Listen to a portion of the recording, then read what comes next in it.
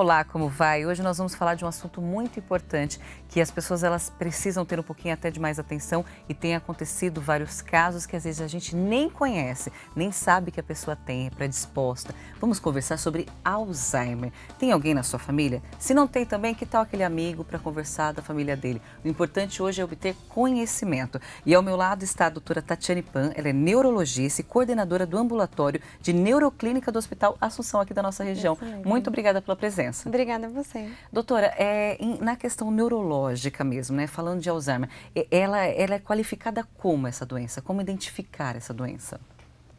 Como identificar os sintomas nesse Exatamente. sentido? Como que eu posso dizer que aquela pessoa ela tem Alzheimer? Tá. O diagnóstico do Alzheimer ele é um pouco complexo, é uma coisa que são vários sintomas associados que vão conseguir com que a gente pense nessa possibilidade diagnóstica e faça a investigação. Mas para você que está em casa começar a perceber se tem alguma coisa estranha que aquilo de repente vale a pena levar para o consultório do neurologista, principalmente perda de memória.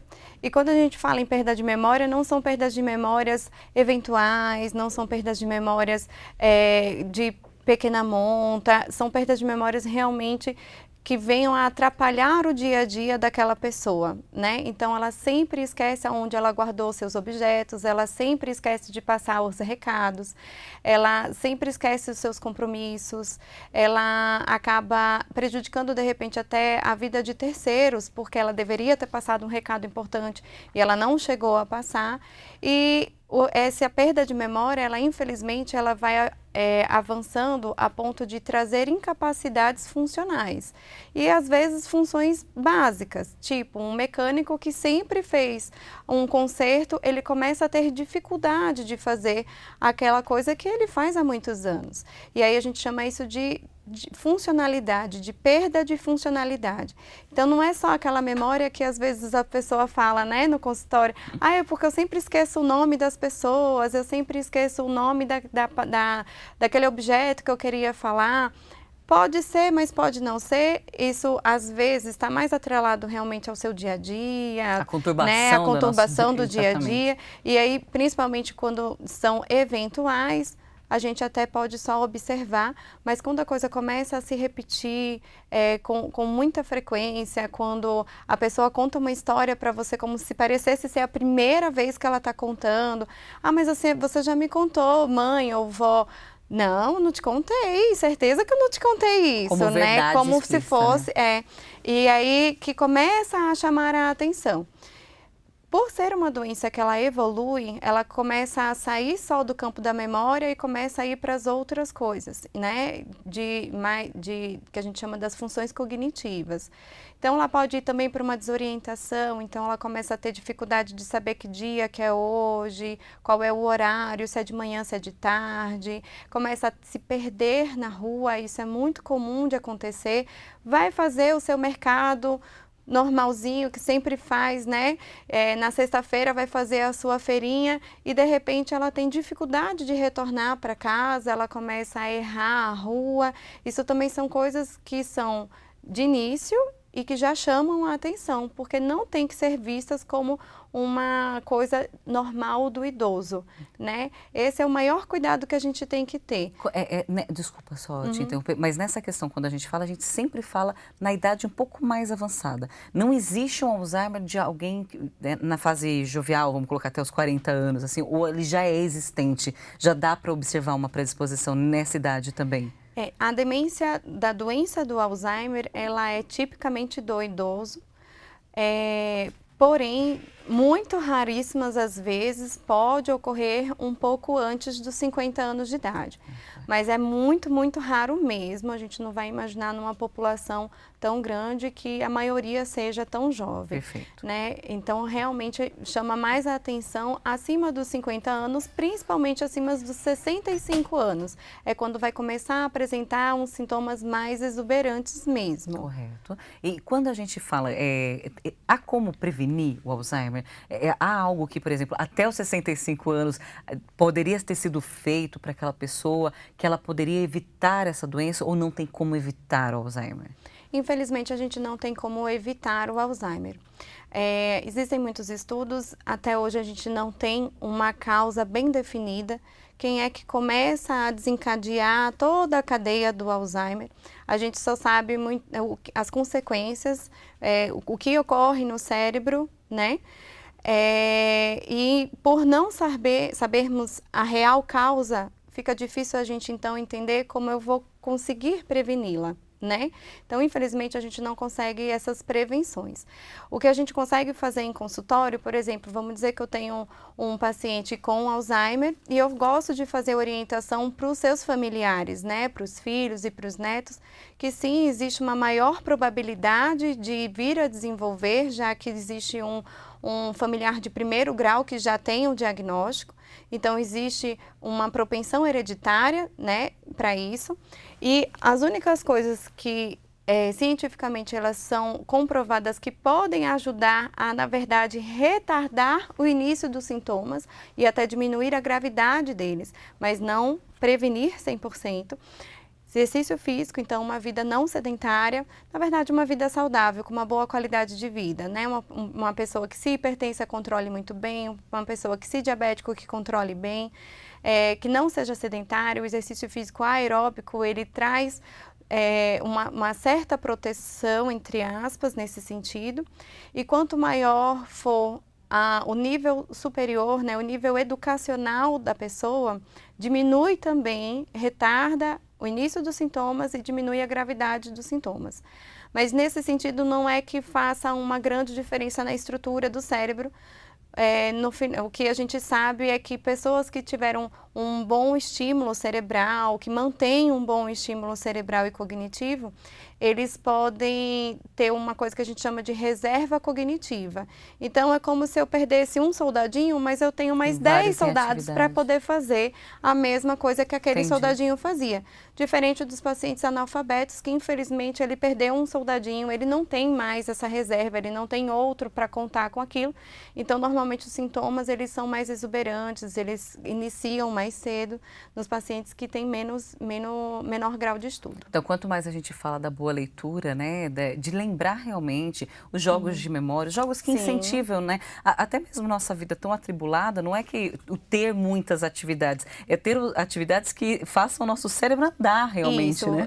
E atividades diversas, na verdade, a leitura, claro, o estudo, mas pintura, música, instrumentos musicais, que aí você acaba estimulando vários setores do seu cérebro, né? Não só a parte cognitiva pura, mas também a parte de coordenação, a orientação temporal. Se é uma pessoa que gosta de viajar também bastante, conhecer vários lugares, línguas. Se você sabe falar mais do que uma língua, isso também é uma outra região do cérebro que você consegue estimular e desenvolver. Então, tudo isso vai vir a te dar, pelo menos, um bom desenvolvimento cerebral e uma boa reserva. É interessante que nessa chegada da vida dos 60 anos também, geralmente vem a aposentadoria, vem tudo, e há uma parada, talvez, daquele serviço que se fazia sempre. Também era repetitivo, isso também deve pensar um pouco, mas dá a oportunidade que ela acompanhe outras coisas que ela já quis fazer, como a pintura, igual você falou, uma nova língua, conhecer novos países. Às vezes isso realmente até faz com que daí aquele ânimo, né, para o cérebro, ele não pare também, né? A gente evita a depressão, né? Exato. Que também é uma outra coisa que pode vir a aparecer no idoso e que se confunde muito no início do Alzheimer, porque a depressão traz problemas de memória, a depressão pode trazer insônia ou hipersonia, que a gente chama, o contrário da insônia, e às vezes o paciente ele fica depressivo e tão desatento que ele começa a ter perdas de memória. Eu não lembro com quem que eu falei, eu não lembro quem foi que me falou, alguém ligou aqui, mas eu não sei quem foi, aí as coisas começam a se confundir. E aí, se a gente evita também a depressão, né, a gente evita essa confusão de sintomas, né, que inicialmente às vezes pode dar um pouco de confusão mesmo. Ainda hoje não há cura, mas há estudos para propensão disso? Como vocês estão vendo essa parte também? Bom, a indústria farmacêutica ela trabalha bastante em cima disso, mas não temos ainda boas notícias. Semelhante à questão da prevenção, se eu não sei a causa, a gente não consegue entender aonde a gente conseguiria parar a progressão, né, e aí de repente trazer uma cura. O que a gente tem de tratamento, tem tratamento farmacológico e não farmacológico que a gente chama, né, ou seja, com medicamento e sem medicamento. A parte não medicamentosa é, na verdade, todo esse estímulo cognitivo e fazer exercícios físicos, tudo. É uma parte bem legal, além de orientações de consultório que cada família vai ter uma particularidade para a gente saber como orientar melhor o dia a dia. E da parte de medicação, a gente consegue usar algumas medicações que a gente chama de anticolinestéricos, que eles aumentam a quantidade de uma substância que se chama acetilcolina e isso intensifica a parte saudável que ainda tem no cérebro a trabalhar no seu potencial máximo. Prolongando então, também, prolongando, né? Isso. É como se a gente tentasse, com o medicamento, trazer esse aumento de reserva cognitiva que eu falei anteriormente, né? Então, o medicamento, ele potencializa o uso do seu cérebro saudável. Então, a gente consegue tentar estabilizar a progressão dos sintomas e muitas vezes, principalmente quando a gente consegue diagnosticar no início, a gente consegue trazer uma boa qualidade de vida, não só para o paciente, como para os familiares, né? Porque o convívio com o paciente com demência de Alzheimer grave não é fácil, né? É muito complicado. Então, eu costumo brincar no consultório que eu não cuido de um paciente, eu cuido da família. Eu cuido dele e eu também olho para os seus familiares, né? Porque é com eles que também vai trazendo para a gente as dicas de como que a gente vai conseguir ajustar.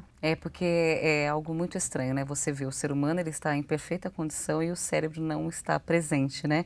E isso é muito complicado para todo mundo porque não se torna nem entendível, né? Porque não é acamado, pode até chegar nesse fato, né? Porque perde as funções e perde o entendimento de executar a função, né? Não é nem perder a função. Mas a família acaba se perdendo realmente. Mas enfim, a gente sabe que existe um tratamento por detrás disso, uma atenção que precisa ser voltada e é uma questão que realmente acho que a gente vai sempre voltar a falar e sempre alertando todo mundo. Homem e mulher, qual que tem mais predisposição? Estatisticamente, as mulheres são um pouco mais afetadas do que os homens, porém a gente acredita que por as mulheres viverem por mais tempo do que os homens, elas têm uma tendência a aparecer mais. Então, a gente não sabe se realmente está relacionado ao sexo ou é uma coincidência, porque a maioria das mulheres, elas vivem por mais tempo, a gente tem uma expectativa de vida maior do que os homens e a gente aparece com maior probabilidade de ter os sintomas. Ótimo. Mas não é muito diferente, não. Os homens também. Os dois vamos prestar atenção, né? Em tudo. E os familiares, principalmente. Ela já deu dicas no começo da nossa entrevista de como observar se há algo acontecendo diferente, né? Isso é importante. Eu não posso deixar de terminar essa entrevista sem falar que vocês, no Hospital Assunção, vão inaugurar um ambulatório de neuroclínica, é isso? Como vai funcionar? Isso, já foi inaugurado, graças a Deus. Bom, parabéns. Já tem 3 meses, mais ou menos, que nós estamos lá. A gente está fornecendo consultas com neuroclínico todos os dias da semana, literalmente todos os dias da semana a gente tem alguém lá, algum neuroclínico. Nós temos subespecialidades, então no meu caso eu sou especialista em demências em geral, não só o Alzheimer, existem outros tipos de demência. Temos a doutora Ana Carolina que faz toda a parte de doenças desmielinizantes, que a principal doença é a esclerose múltipla, é também outra doença que precisa de grande atenção. E outros especialistas em Parkinson, enxaqueca, AVC. Então, graças a Deus, a gente está conseguindo introduzir esses serviços já com uma equipe completa e a gente vai conseguir dar a maior atenção possível do pessoal que for procurar lá o nosso hospital, além de nós estarmos também dentro do hospital, fazendo toda a assistência dos pacientes que entram no pronto-socorro com possível AVC. A gente pode atender ele dentro do pronto-socorro mesmo. Correto. E todos os pacientes internados. Então, a gente vai estar Em todos Englobando tudo, isso, né? desde a entradinha no pronto-socorro, durante a internação e aqueles que, graças a Deus, não precisam dessa questão hospitalar, temos um ambulatório e quem precisou do hospital e depois precisa do seu acompanhamento, estamos lá à disposição. Não, isso é muito importante, que já falando assim a gente já acha muito importante. Imagina quem está precisando naquele momento, né? Já ter toda a atenção, já ter todos os exames, né? Também você saber que está por lá. Muito legal, parabéns pela atitude do hospital e obrigada pela sua presença também. Tendo outros assuntos, como ela já falou, tem outros tipos de demência, tem outros assuntos neurológicos. Depois nos passe para realmente que a gente possa falar um pouquinho mais sobre isso. Tá muito ótimo. obrigada pela sua presença. Obrigada a você. E até a próxima. Até. E para você de casa, já sabe um pouquinho mais da doença, vamos observar um pouquinho mais nossos amores, né, nossos idosos, aproveitando, mandando um beijo para a avó Norinha também, que a gente tem ela por perto, e um abraço para a família também, Rossi. Se você tiver alguma dúvida, alguma informação que você queira, dgbctv@dgbc.com.br. Nós estamos aqui para levar informação para você. Até mais.